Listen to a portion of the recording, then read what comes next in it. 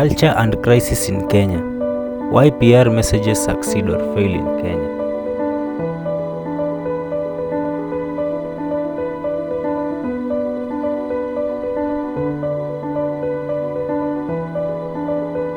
In moments of crisis, such as disease outbreaks, political unrest, or corporate scandals, organizations rely heavily on public relations to communicate with the people. However, the success of these messages often depends on how well they align with the cultural values, beliefs, and communication styles of the audience. In this video, we are going to examine why ignoring culture can worsen a crisis, while respecting it can help rebuild trust.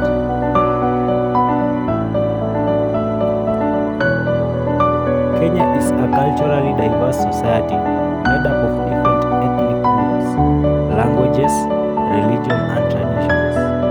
During crisis, these cultural differences strongly influence how people interpret messages, whom they trust, and how they respond.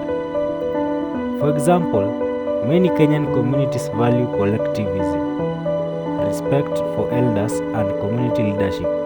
When crisis messages come only from distant institutions and ignore community leaders or local languages, they may be rejected or misunderstood. Public relation practitioners must therefore go beyond issuing press statements.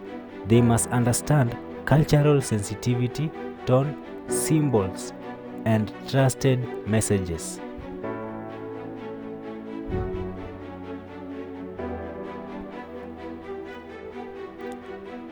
A good example is crisis communication during public health emergencies. In some cases, official messages failed because they were too technical, delivered only in English, or did not consider cultural beliefs around illness and medicines.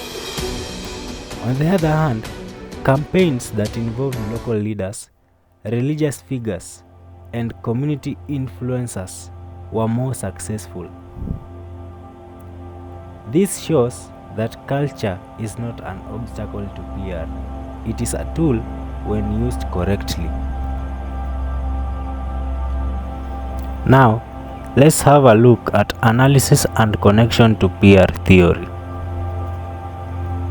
The discussion from this video clearly demonstrates that culture is a central factor in effective crisis communication within public relations.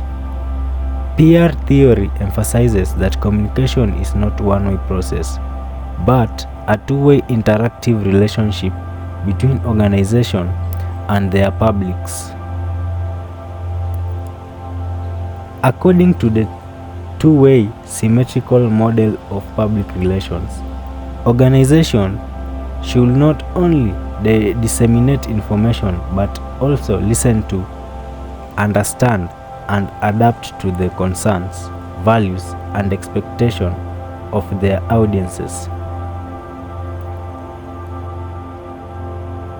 In culturally diverse societies like Kenya, this means recognizing that different communities interpret messages differently based on their tradition, beliefs, language, and social structures.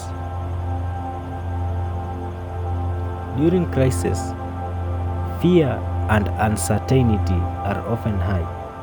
If PR messages are delivered in a culturally insensitive manner, such as using unfamiliar language, dismissing traditional beliefs, or excluding trusted community leaders, the public may respond with resistance, mistrust, or misinformation. This shows how poor cultural awareness can escalate a crisis instead of resolving it. On the other hand, when PR practitioners integrate cultural understanding into their strategies of communication, communication will become more effective and credible. Involving leaders or involving elders, involving religious leaders and local influencers reflects the stakeholder theory, which stresses the importance of identifying and engaging key groups that influence public opinion. These stakeholders act as cultural bridges between institutions and the public. Additionally, situational crisis communication theory suggests that crisis responses should be tailored to how the public perceives responsibility and trust. Culture heavily influences these perceptions. For example, communities that value collective responsibility may respond better to empathetic, community-centered messaging rather than legal or defensive statements. Therefore, culture shapes not only the content of PR messages but also the tone, messenger, and the communication channels used. Ignoring culture context weakens public trust, while respecting it strengthens relationship and improves crisis outcomes. This analysis confirms that effective public relations practice must be culturally informed, especially during crises where public confidence and reputation are at stake. In conclusion, culture is not optional in crisis communication. It is essential. For PR efforts to succeed in Kenya, practitioners must design messages that reflect the lived realities of the people they are addressing. By understanding culture, PR professionals can reduce panic, build trust, and guide public through crisis more effectively.